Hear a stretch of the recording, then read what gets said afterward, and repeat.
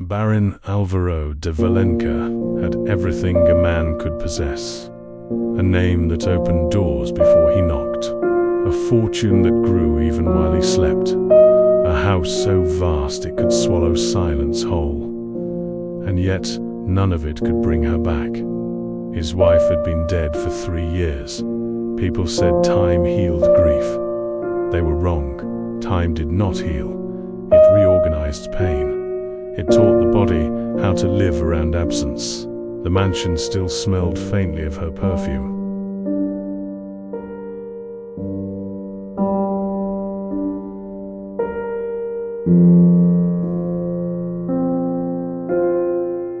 Sometimes, he thought he heard her footsteps in the corridors, soft and patient, like a memory that refused to accept its own ending.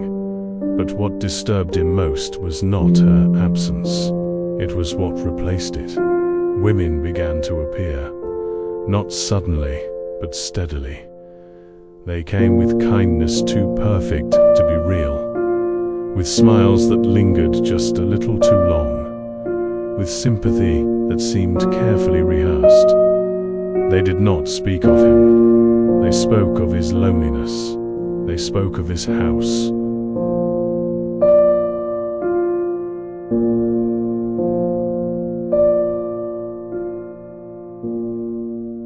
They spoke of his future, and in every word he heard the same thing: opportunity.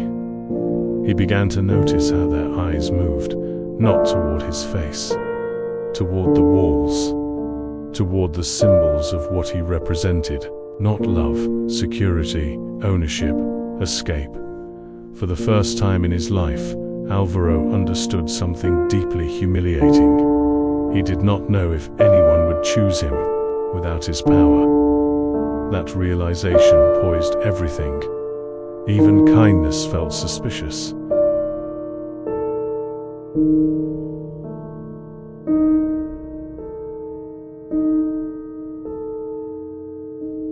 Even beauty felt transactional. Even hope felt naive.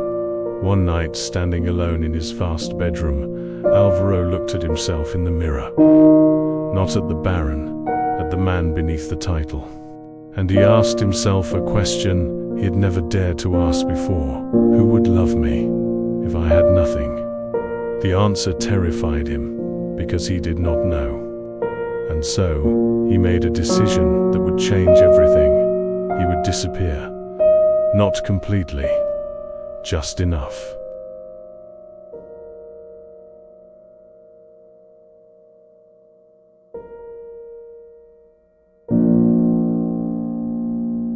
He would step outside his name, his fortune, his protection. He would become someone ordinary, someone forgettable, someone poor, not to deceive for pleasure, but to discover the truth. Because a love that only exists in wealth does not exist at all. The charity event was designed to celebrate generosity. But Alvaro had lived long enough to know generosity often required witnesses. He arrived wearing simple clothes, no tailored suit, no symbols of status, no announcement.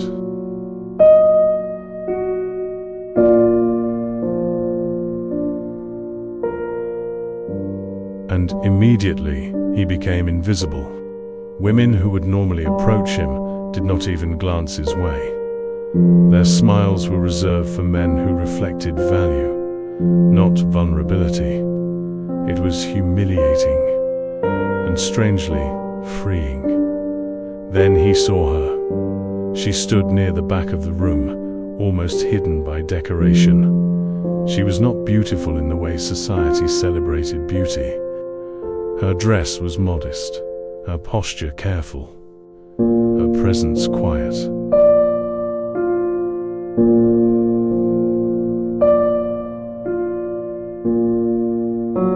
She looked like someone accustomed to occupying as little space as possible. And yet, there was something in her stillness. Not weakness, strength. the strength of someone who had survived disappointment. He noticed how others treated her, or rather, how they did not. She was excluded from conversations, ignored in laughter, dismissed without cruelty, but without kindness either, which was worse. Cruelty acknowledges existence. Indifference erases it.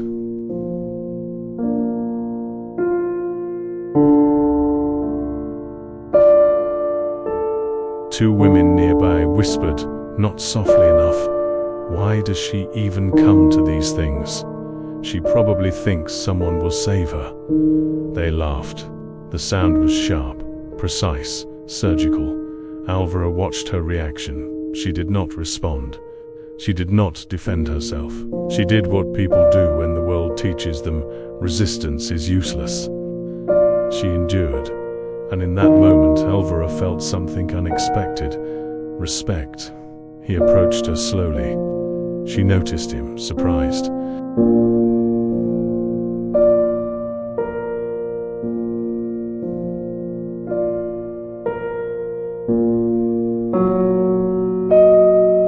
Not because he was impressive, but because he chose her. "Good evening," he said gently. She hesitated before answering, as if conversation itself were unfamiliar. "Good evening." Her voice was soft, but not fragile. "Do you often attend these events?" he asked. She smiled faintly. "Sometimes." A pause. "Not because I belong here." She did not say it with bitterness. She said it with acceptance. He understood that tone. It was the sound of someone who had stopped expecting fairness.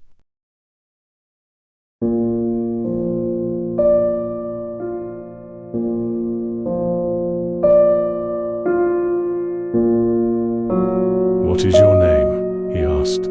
She hesitated, as if names mattered less when no one remembered them. "Isadora." He repeated it silently. Isadora. It was a beautiful name. Too beautiful for someone the world treated as forgettable. "And you?" she asked. He paused. For the first time in his life, he answered honestly. "Just Alvaro, not Baron, not title, just man."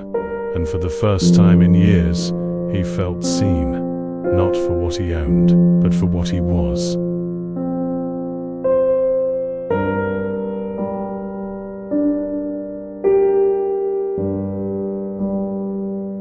In the days that followed, Alvaro found himself thinking about Isadora more than he allowed himself to admit. It disturbed him, not because she was extraordinary in the way the world defined extraordinary, but because she was not. She did not try to impress him. She did not ask questions about his future, his ambitions, or his ability to provide. She spoke to him as if he was simply present. And presence, he was beginning to understand, was rarer than admiration.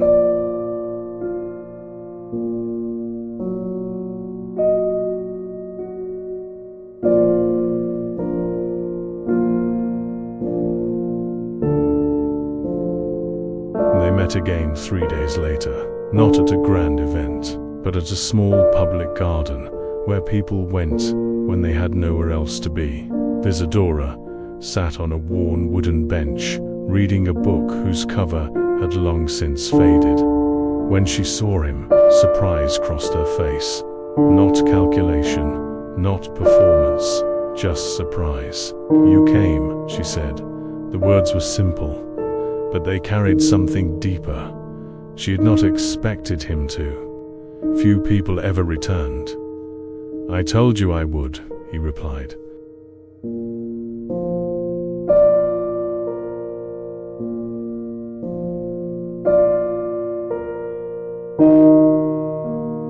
She studied him carefully, as if still deciding whether to believe in something she had learned not to trust. They sat together in silence at first, not uncomfortable silence, the kind of silence that exists between people who do not feel the need to fill emptiness with noise. Eventually she spoke. "I work nearby," she said, At the textile shop. He nodded. I imagine it's difficult work. She smiled faintly.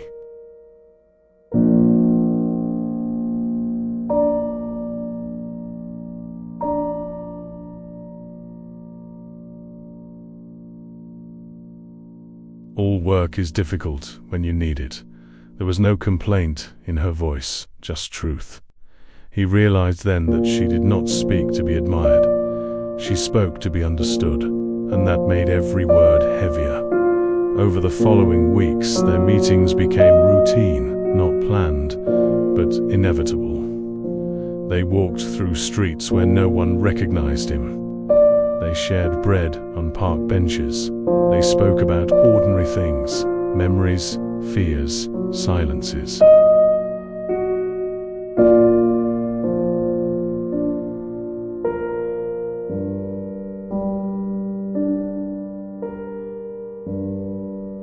He learned that Isidora had lost her parents young, that she had grown up in the care of relatives who treated her as obligation, not family, that she had learned early the difference between being tolerated and being loved. She never said it with bitterness, but he heard the absence in her voice. He learned, too, that she expected nothing from him, and that frightened him more than expectation ever had. Because expectation could be satisfied, but sincerity demanded honesty.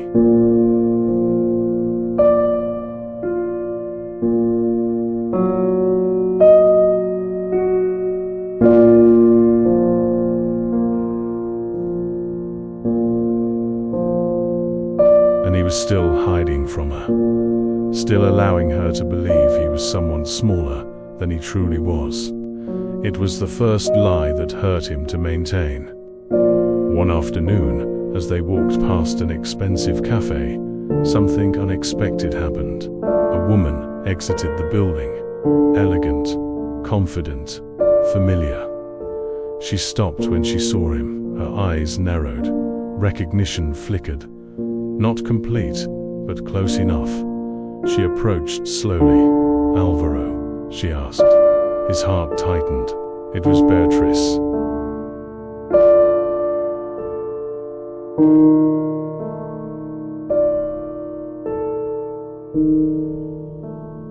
A woman who, months ago, had shown great interest in becoming his second wife.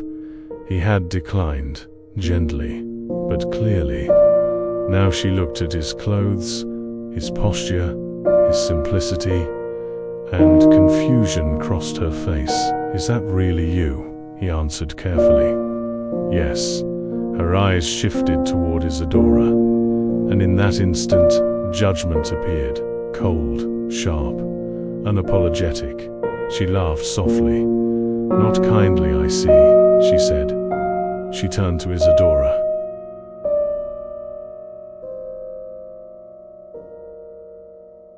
"And what exactly do you see in him?" The question was not curiosity, it was accusation. Isidora did not respond immediately. She looked at Alvaro, then back at Beatrice, and answered quietly, "He's kind." Beatrice laughed louder now. "Kind does not feed you." Isidora did not look away. "I feed myself." The air grew heavier. Beatrice stepped closer to Alvaro. "You've fallen far," she said softly. He said nothing, because he knew what she saw. A man without visible value.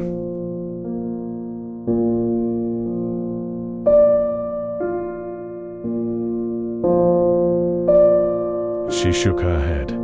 What a waste. Then she walked away, leaving behind silence. Alvaro felt something unfamiliar. Shame. Not because of Isidora, but because he'd allowed her to stand beside him, without knowing the truth. He expected anger, embarrassment, distance. Instead, Isidora spoke calmly. "She doesn't know you." He looked at her. "No." She met his gaze. "But I'm starting to."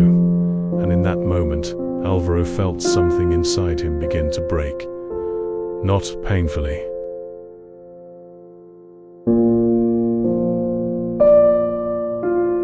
but irreversibly, because for the first time since his wife's death, someone was choosing him, without knowing his wealth, without needing his power, without asking for anything in return, and that made the truth he was hiding both necessary and unbearable.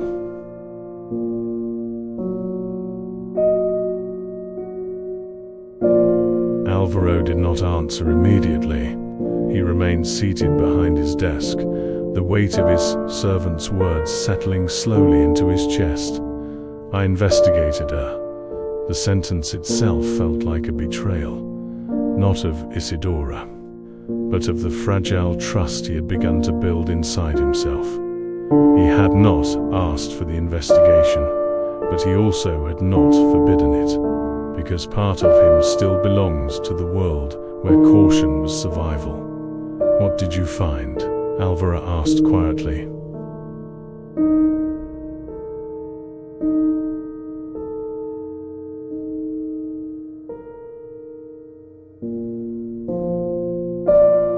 The servant hesitated, as if the truth, once spoken, could not be taken back. She was engaged once. Alvaro felt something tighten inside him, not jealousy, something deeper, fear. She was engaged to a man named Ricardo Vale. Alvaro knew the name, not personally, but by reputation. Ricardo had been ambitious, charming, and ruthless. He abandoned her, the servant continued. Alvaro's jaw tightened. Why? The servant lowered his eyes slightly.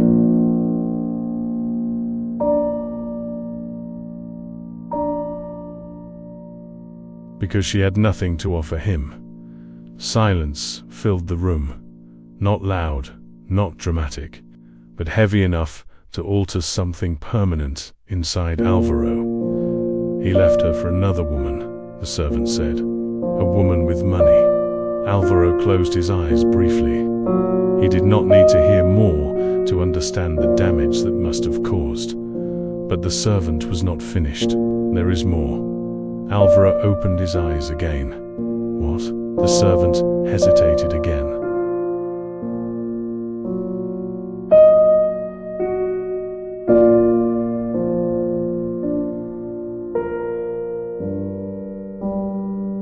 He did it publicly.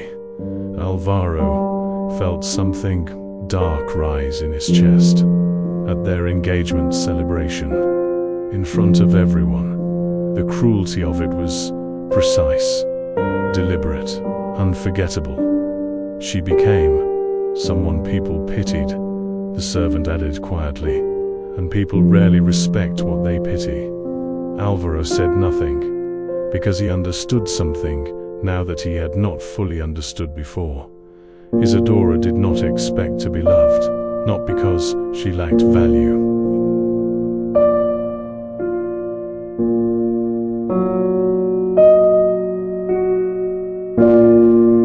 But because the world had trained her to believe she was disposable. He thought about the way she spoke, the careful distance in her voice, the absence of hope in her expectations. She was not cautious by nature. She had been made cautious. He dismissed the servant with a gesture.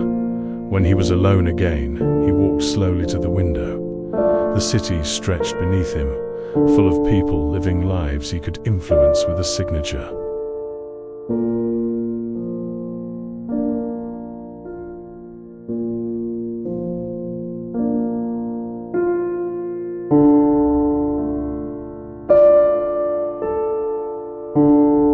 And yet the only person who mattered in that moment was a woman who believed she did not matter at all.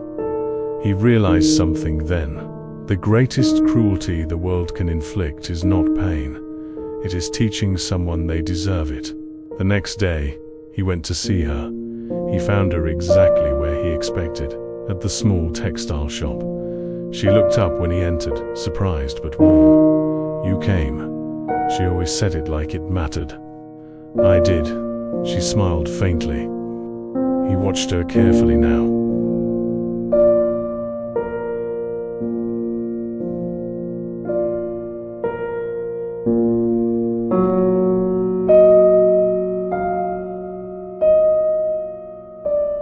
not searching for flaws, searching for strength.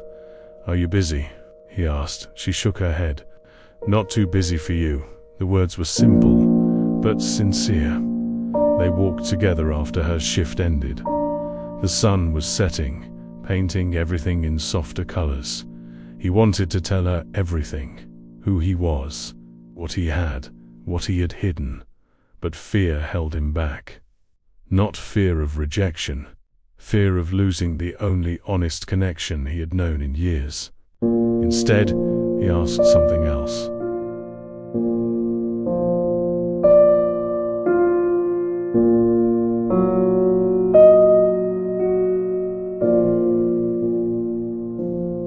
"Have you ever been in love?" She stopped walking. The question had weight. She looked forward, not at him. "Yes." She did not elaborate. He did not press. After a moment, she added quietly, "It teaches you things." "What kind of things?" She hesitated. "That love is not always enough." There was no bitterness in her voice, only acceptance. He realized then that she had survived something that had reshaped her, not broken her, reshaped her.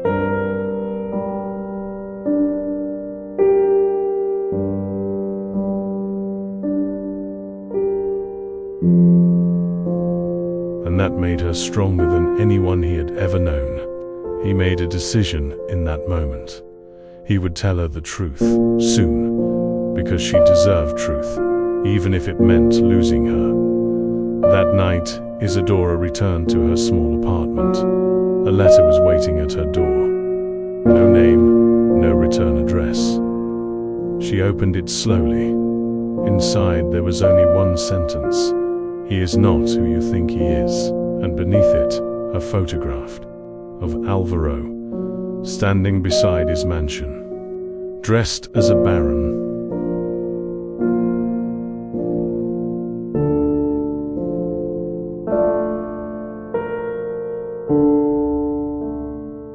Isadora did not sleep that night. The photograph remained on the table, unmoving, undeniable.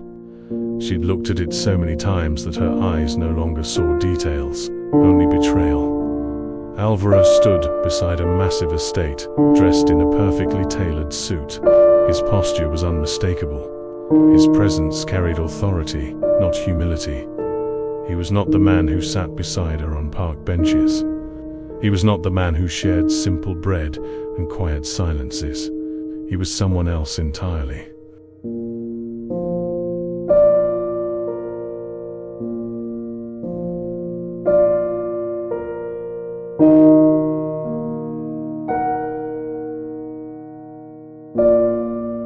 Someone who had chosen to lie.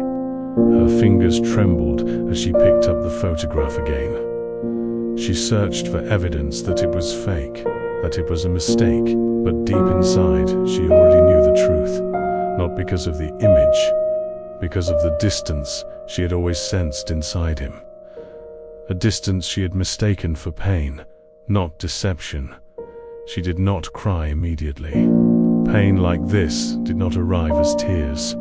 It arrived as absence.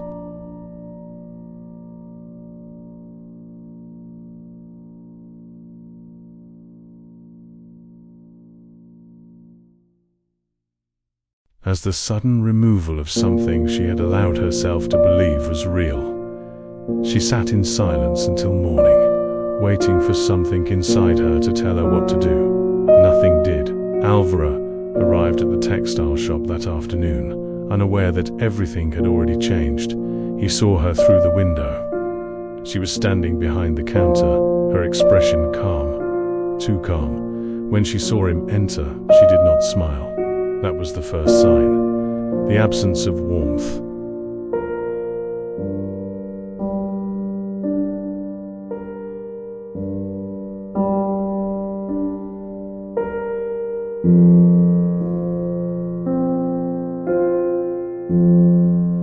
He felt it immediately. "Isadora," he said softly. She did not respond, not at first.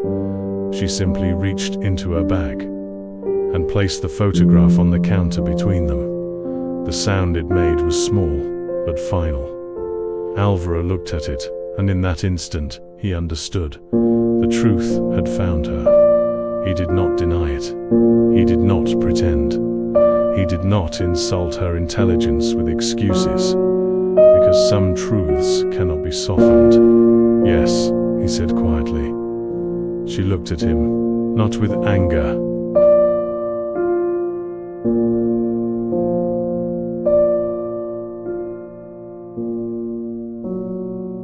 but with something far worse. Disappointment.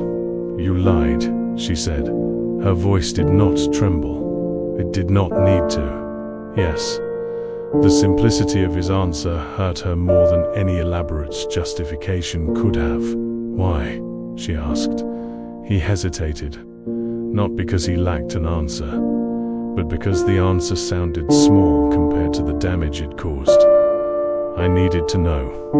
Her eyes hardened slightly. "To know what?" "If anyone could love me without knowing what I am." She stared at him.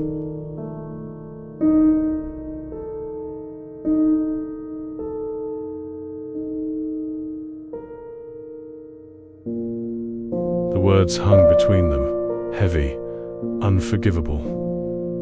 "And how's your test?" she asked. The question cut deeper than accusation, because it was truth. He stepped forward. "No, you were never a test." She stepped back. The distance between them widened. "You made me believe you were like me." Her voice cracked for the first time. "You let me think that I wasn't alone." Alvaro felt the weight of her words like physical force.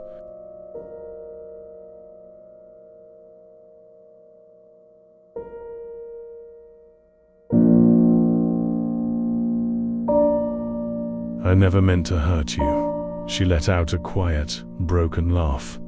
"That doesn't change that you did." Silence filled the space between them. The shop itself seemed to disappear, leaving only the truth. "You had everything," she continued, "and still you chose to lie." He wanted to explain, to tell her about his grief, his fear, his loneliness, but he understood something now. Pain does not excuse deception. "I would have told you," he said. "When?" she asked. He had no answer.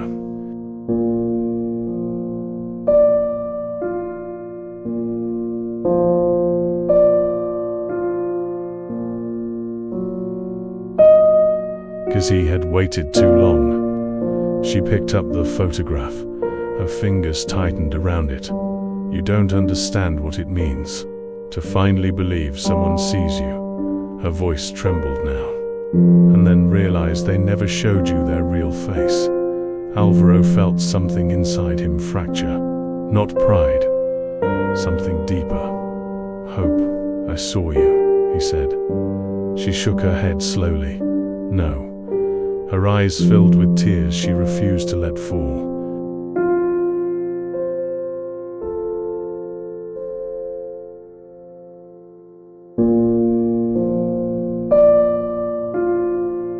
"You saw someone who couldn't threaten you." The words struck with surgical precision, because they were true. He had chosen safety, control, observation, instead of trust. "You should have trusted me," she said. The sentence was quiet, but absolute. "I would have loved you, even knowing who you were." Those words destroyed him, because they revealed the one thing he had feared most was never real. Her love had never depended on his wealth.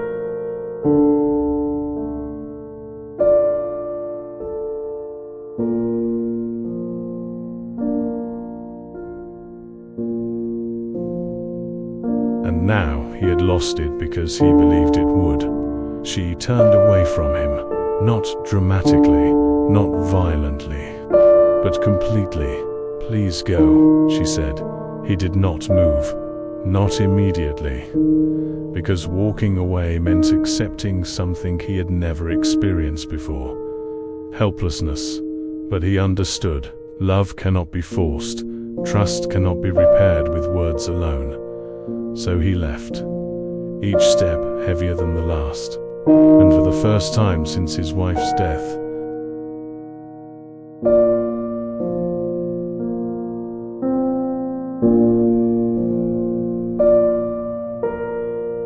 Alvaro understood true loneliness. Not the loneliness of absence, the loneliness of consequence. The mansion had never felt so empty. For years, Alvaro had believed emptiness was the absence of someone. Now he understood. Emptiness was the presence of everything that no longer mattered. The walls were the same. The paintings were the same. The silence was the same. But he was not. He walked through rooms built to impress, and felt nothing but distance.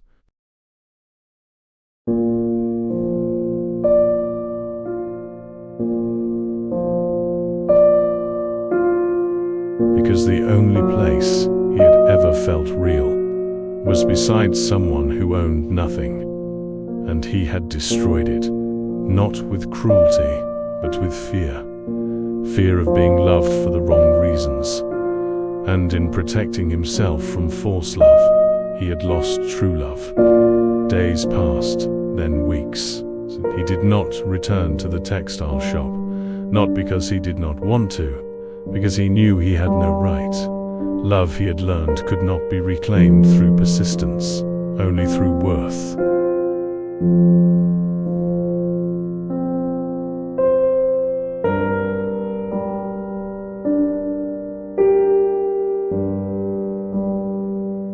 And worth could not be declared. It had to be earned. Isadora's life returned to what it had always been. Work, silence, survival. But something inside her had changed, not broken, strengthened. Pain had clarified something she had never fully understood before. She did not need to be chosen to have value. She already had it. And yet, some nights, she still thought of him. Not the Baron, the man, the one who listened, the one who understood silence.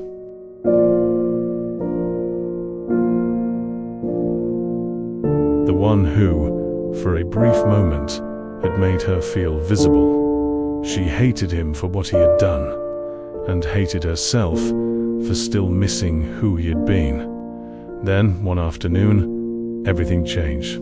A fire broke out in the textile district, fast, violent, unforgiving.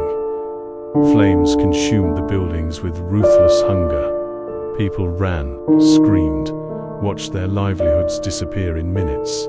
Isadora was inside when it began. Smoke filled the air. Panic spread faster than reason.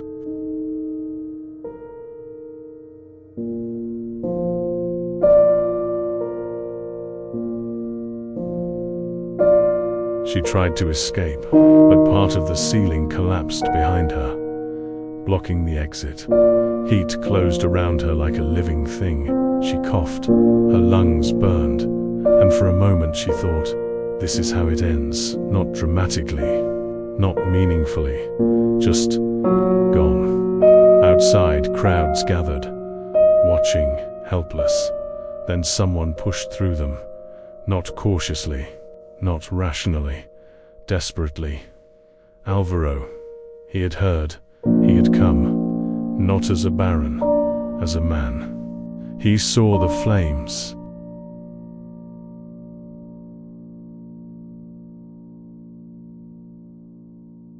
He heard the warnings. It's too dangerous, don't go in. He ignored them. Because there are moments when fear becomes irrelevant, when the only thing that matters is who you refuse to lose. He entered the fire. Smoke blinded him. Heat punished him, but he kept moving, calling her name, Isadora. At first there was no answer. Then, a faint sound. He followed it, found her, collapsed, weak, barely conscious. He reached her, lifted her, carried her, not as obligation.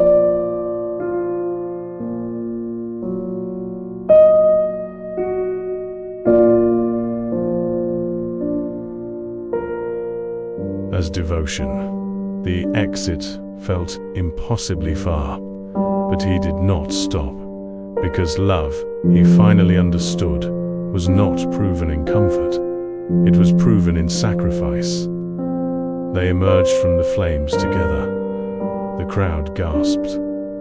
Isadora coughed, struggling to breathe. Her eyes opened weakly, and she saw him. Not dressed as a poor man, not dressed as a baron, just him, burned, exhausted, real. "Why?" she whispered. He answered without hesitation.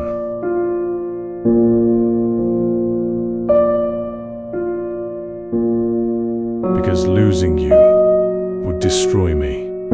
Tears filled her eyes, not from weakness, from truth. For the first time she saw no mask, no test, no distance. Only a man who had finally stopped hiding. Months later, the mansion no longer felt like a prison, because it was no longer a place of deception. It was a place of choice. Isadora stood by the window, watching the morning light touch the gardens. She did not belong there because he chose her.